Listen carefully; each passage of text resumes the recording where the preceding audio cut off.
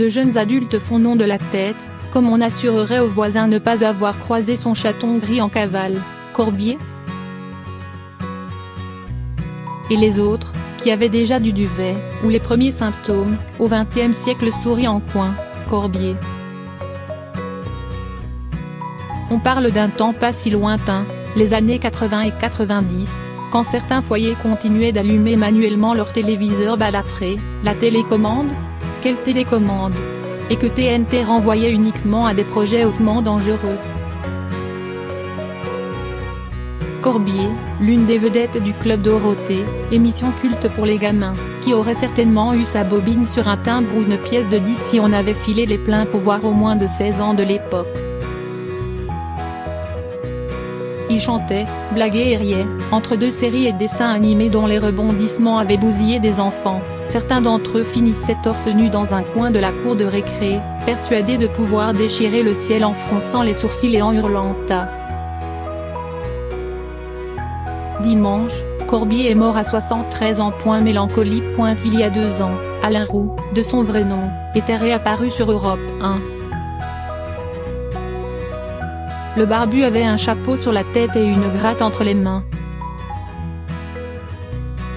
Qualifiait le journaliste de radio de jeune et élégant bipède, en se situant très à gauche rouge, noir, et en nuançant la rumeur selon laquelle il avait oscillé entre ruine et marginalité. C'est triste, mais plus subtil que ça. Corbier, qui continuait l'écriture et la musique, l'avait un poil mauvaise, en dépit du ton jovial, le voilà dans la rubrique des Que sont-ils devenus? Qui compile souvent des histoires de morts vivants.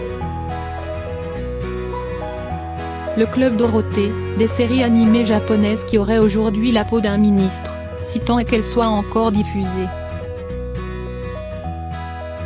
Nicky Larson, le détective à la veste bleue, allumait sans sommation dans la rue, son revolver faisait la taille d'une penderie, et pelletait des femmes pas toujours consentantes, entre deux bains de sang. Ranma, garçon sur l'état civil, se transformait en fille au contact de l'eau et son Goku, le super guerrier, passait sa vie à distribuer pain, front kick et boules de feu à des monstres difformés inquiétants. Le cancer emporte des hommes et avec eux, des bouts d'époque. D'aucuns diraient que c'était mieux avant ou bien, tout l'inverse, mais c'était juste comme ça. L'émission s'est arrêtée en 1997 parce qu'il fallait bien passer à autre chose, 10 ans après les débuts. 3 ans plus tard, on frôlait la fin du monde, Dixit Paco Rabanne, et les Pokémon, manga tout doux même dans le feu de la baston, avaient déjà tout emporté. Brassens et Cabu. Le 1er mai dernier, Corbier avait posté une photo sur sa page Facebook, son pied, tenant un petit bouquet de muguet. La maladie le bouffait déjà.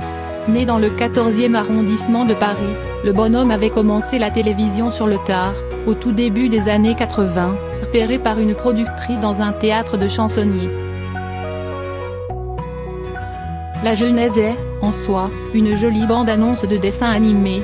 Son frère, en partance pour l'armée, s'était acheté une guitare au marché aux puces.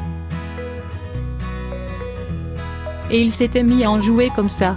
Le reste est une affaire de compromis. Lui qui évoquait son admiration pour Georges Brassens est devenu, pendant une quinzaine d'années, un gentil clown qui faisait passer le temps aux gamins et sourire leurs parents qui regardaient aussi. Sur les plateaux, il s'était notamment lié d'amitié avec le dessinateur Cabu, qui est venu un temps jouer du crayon, mort au cours des attentats de Charlie Hebdo. Corbier avait tenu à lui rendre hommage, ils étaient anards tous les deux.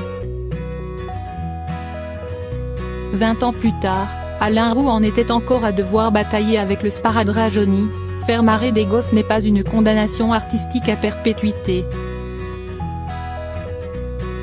Après la télévision, il s'est remis à écrire, dans l'anonymat, des choses bien plus mélancoliques.